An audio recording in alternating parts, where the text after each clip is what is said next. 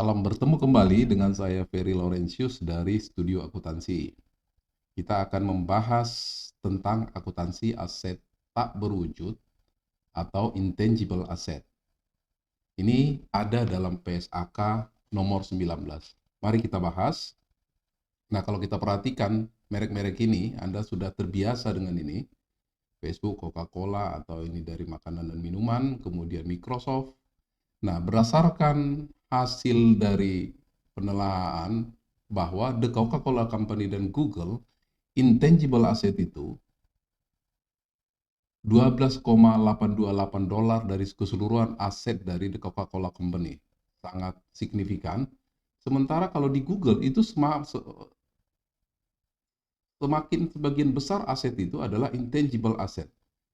Jadi semakin ke depan, aset tak berwujud ini akan semakin banyak. Coba Anda bayangkan dengan Tokopedia atau market e-commerce yang lain, e-commerce yang lain, itu intangible asset itu sangat mendominasi aset dari entitas. Nah, sekarang apa yang dimaksud dengan aset tak berwujud?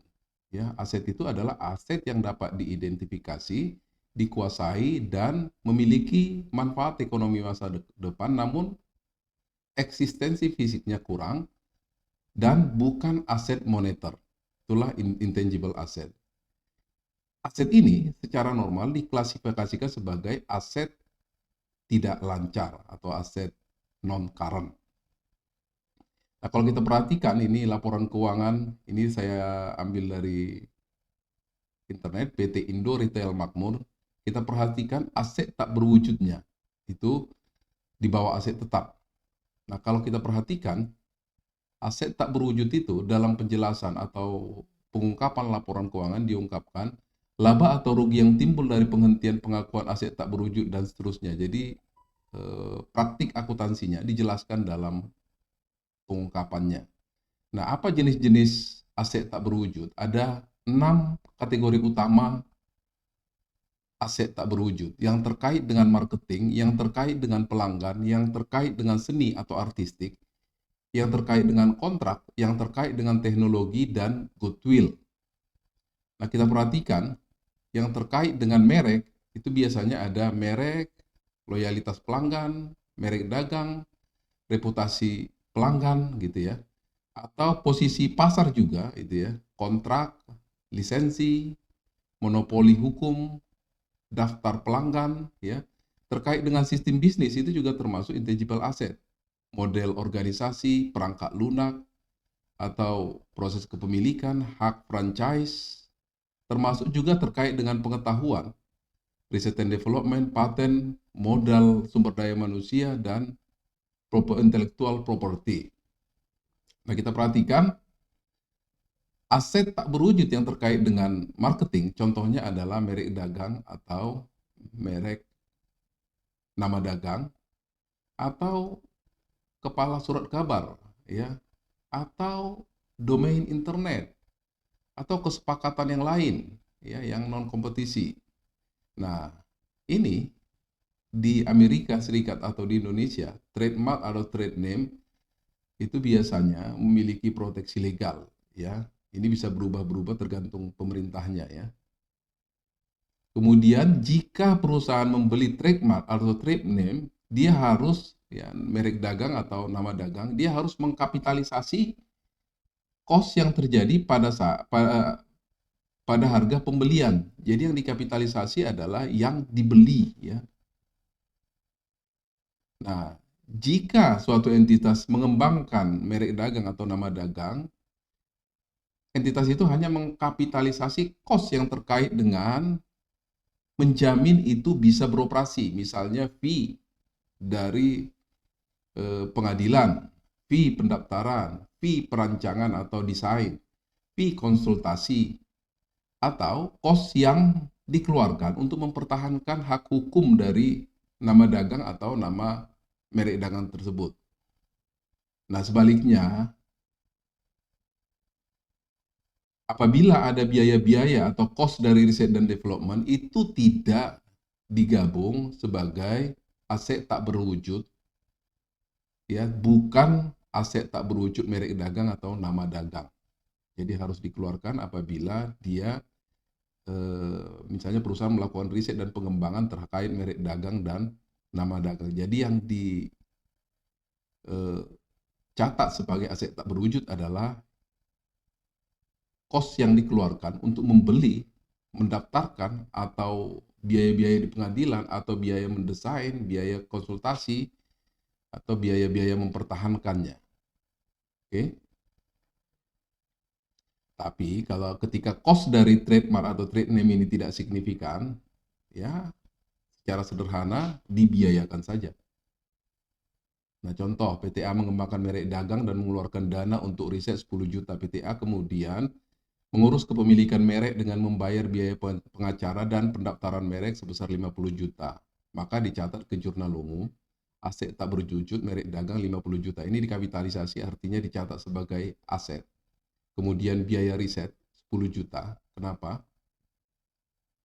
Ya, karena ada riset 10 juta. Itu tidak dikapitalisasi. Kemudian kas yang dikeluarkan harus dicatat. Nah, ada juga aset tak berwujud yang terkait dengan pelanggan. Contohnya daftar customer atau pelanggan, atau catatan dari produksi atau order, atau kontraktual atau non kontraktual hubungan pelanggan. Ya, ini kos pemerolehannya harus dikapitalisasi dan diamortisasi sepanjang umur masa manfaatnya. Ada yang terkait dengan seni, aset tak berwujud terkait dengan seni. Ya, ini biasanya dihasilkan ketika kita memiliki karya-karya seni ya.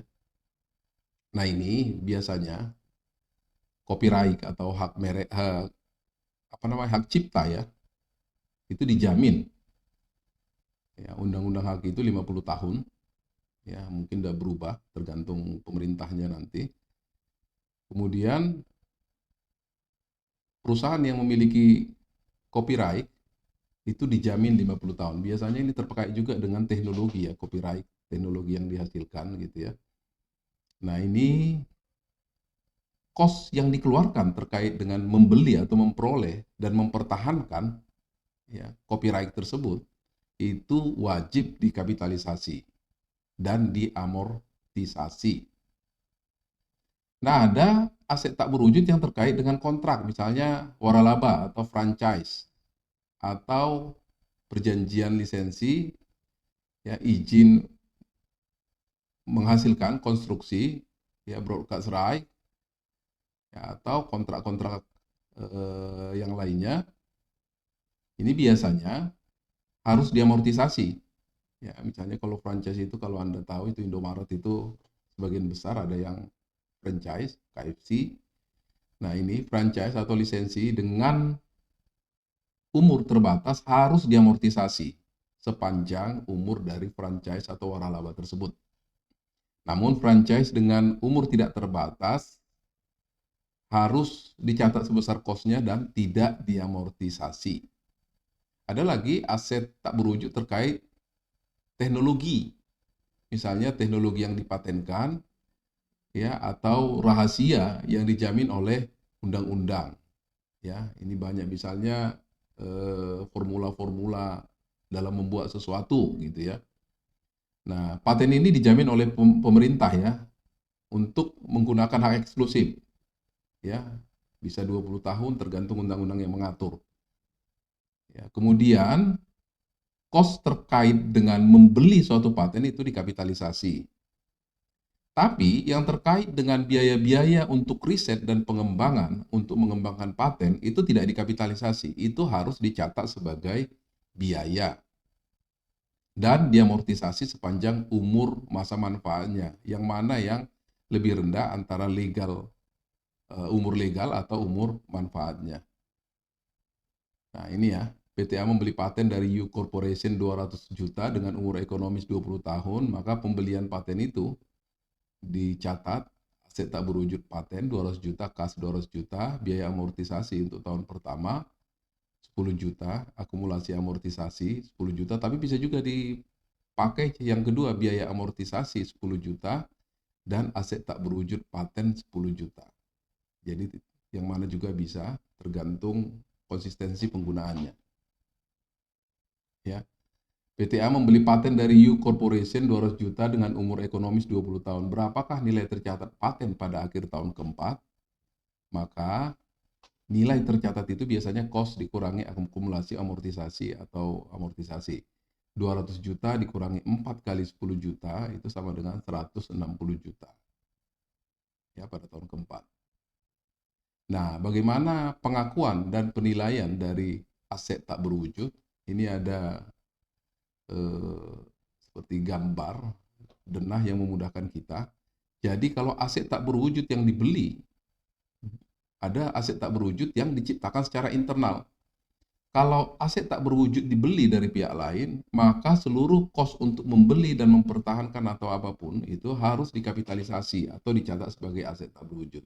Tapi kalau yang diciptakan secara internal, biaya-biaya pada tahap riset itu dicatat sebagai biaya, ya, sebagai biaya periodik. Sementara biaya-biaya atau kos-kos terkait pengembangan aset tak berwujud itu dikapitalisasi atau dicatat sebagai aset tak berwujud. Nah, bagaimana membedakan riset dan development aktivitasnya? Ya, biasanya kalau riset itu biasanya ya belum ada, hanya ide, belum ada ketemu produknya. Masih mencari formula. Jadi di laboratorium, di apa itu, biaya-biaya yang dikeluarkan di situ tidak boleh dicatat sebagai aset tak berwujud. Nah, kalau sudah nampak wujudnya dan akan mengembangkan, nah, biaya-biaya pengembangan inilah yang dicatat sebagai aset tak berwujud. Ya, ini dia contohnya. Jadi yang dikapitalisasi adalah yang telah memiliki viabilitas ekonomis, artinya sudah nampak dia ini bisa menghasilkan enggak ya gitu ya, aset tak berwujudnya, udah bisa dipakai enggak ya, sudah bisa menghasilkan pendapatan enggak. Nah, mulai dari situlah dikapitalisasi. Tapi biaya-biaya kalau belum ada wujudnya, belum ada nampak viabilitas ekonominya, itu harus dibiayakan. Itu ya, itu tahap-tahap risetnya. Jadi ini ada pada awal proyek dan pada saat siap untuk dijual atau digunakan. Ya, jadi semakin ke kanan dia semakin siap untuk digunakan, ke kiri itu awal proyek. Nah, jadi ketika menunjukkan apa namanya ekonomitasnya, maka dia harus dikapitalisasi. Ya. Nah, kadang-kadang ada biaya-biaya yang seolah-olah atau mirip dengan aset tak berwujud, ya, mirip dengan research and development cost. Ya, mohon maaf, mirip dengan research and development cost. Misalnya kos pendirian awal perusahaan atau sering disebut startup cost, ya, untuk operasi baru. Ini biasanya harus dibiayakan pada saat terjadi. Nah, rugi-rugi pada operasi awal ini harus dikapitalisasi, tidak dikapitalisasi, harus dicatat sebagai biaya. Nah, advertising cost atau biaya iklan ini juga harus dibiayakan pada saat terjadi. Kenapa? Karena memang viabilitas ekonominya nggak bisa menghasilkan pendapatan berapa itu belum bisa ditentukan. Manfaat ekonomi masa depannya masih sangat samar. Makanya ini harus dibiayakan segera. Nah, bagaimana amortisasi? Amortisasi itu adalah proses alokasi dari kos yang dikapitalisasi. Ya, jadi hampir sama dengan depresiasi. Nah, aset tak berwujud yang memiliki umur terbatas itu wajib diamortisasi, tetapi aset tak berwujud yang umurnya tidak terbatas itu nggak perlu diamortisasi. Ya, masa manfaatnya dari aset tak berwujud yang memiliki umur terbatas, yang pertama, penggunaan aset yang ditentukan oleh perusahaan, kemudian umur manfaat ekonomi yang diharapkan oleh aset atau kelompok aset, ya, mungkin saling berhubungan, gitu ya, atau kalau ditentukan oleh peraturan atau hukum yang berlaku yang membatasi masa manfaatnya.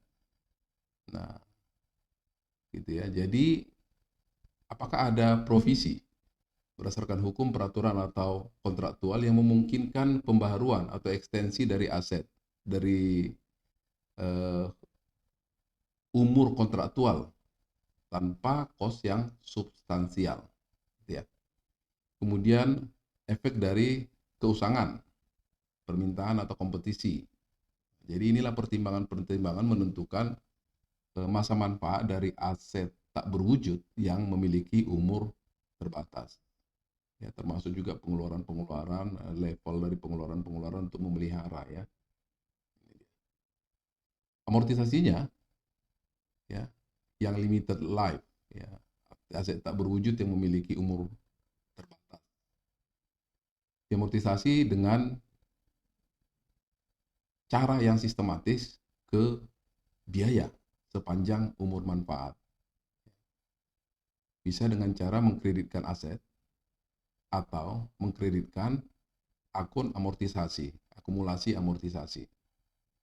Kemudian umur masa manfaat harus merefleksikan periode di mana aset akan berkontribusi dalam arus kas perusahaan. Jadi jangan pula nanti kelamaan atau kecepatan gitu ya. Ya biasanya orang menentukan umur masa manfaat itu berdasarkan pembatasan legal, tapi ada juga yang tidak.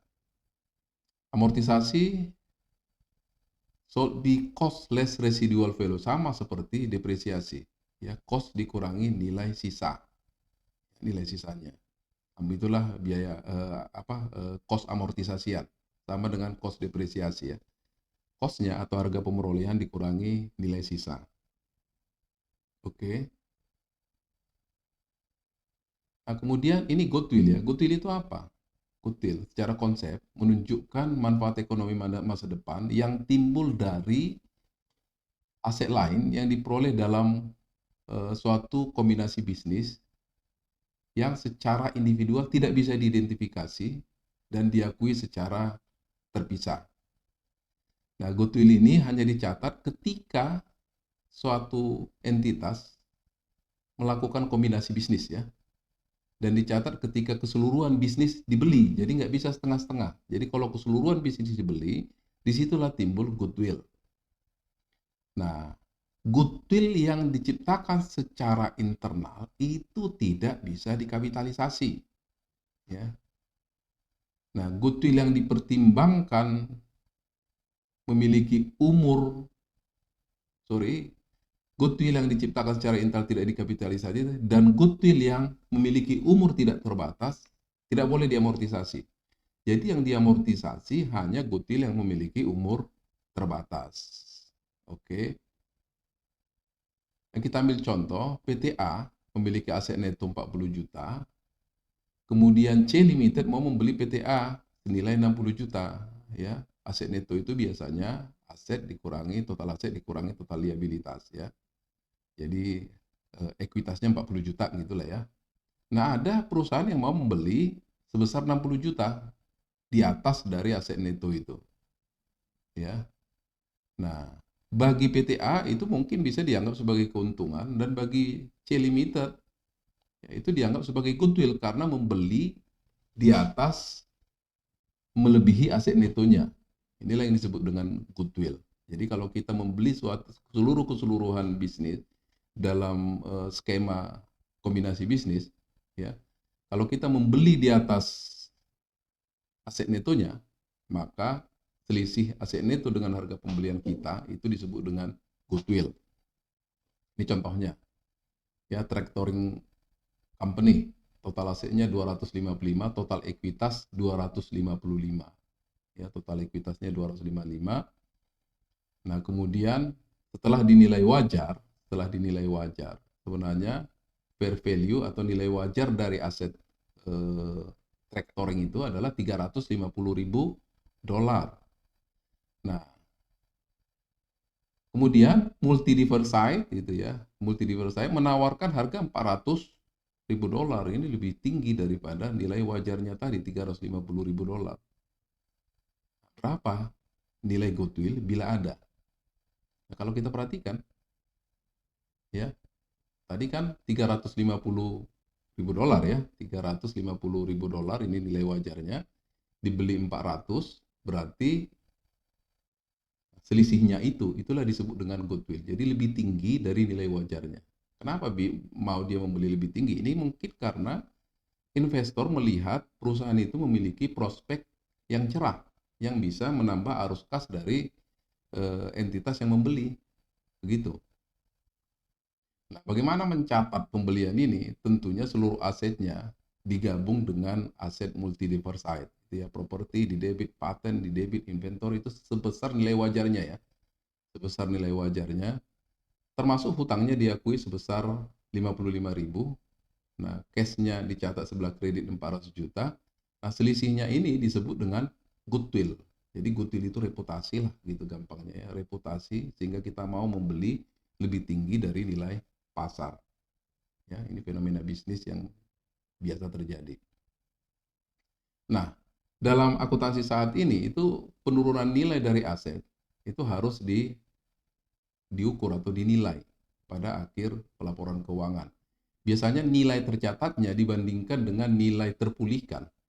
Ya, nilai terpulihkan. Nilai terpulihkan ini adalah nilai yang tertinggi dari nilai wajar dikurangi cost untuk menjual dan value in use atau nilai kalau kita gunakan terus-menerus.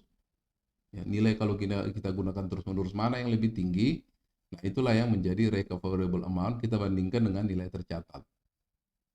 Ya, ini contohnya. PTA, ini Cyber Indonesia kan memiliki suatu paten, cost dari paten itu 50 juta, masa manfaatnya 10 juta, dan telah diamortisasi selama 5 tahun. PTA mengestimasi bahwa paten memiliki nilai penggunaan, itu artinya kalau dipakai terus sampai 10 tahun, ya, itu akan menghasilkan 20 juta. Nah, dalam hal ini katanya keterangannya tidak ada pasar aktif untuk menentukan jumlah yang dapat dipulihkan.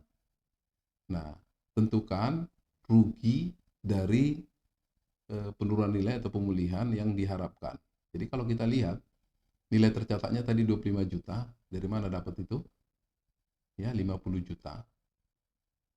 Useful life 10 tahun, telah diamortisasi 5 tahun. Tentunya kita nilai tercatatnya itu adalah cost 50 juta dikurangi akumulasi amortisasi 5 tahun. Jadi kalau 5 tahun bagi 2 dengan anggapan tidak ada nilai sisa, itu jadi 50 juta kurang 25 juta itu dapat 5 juta.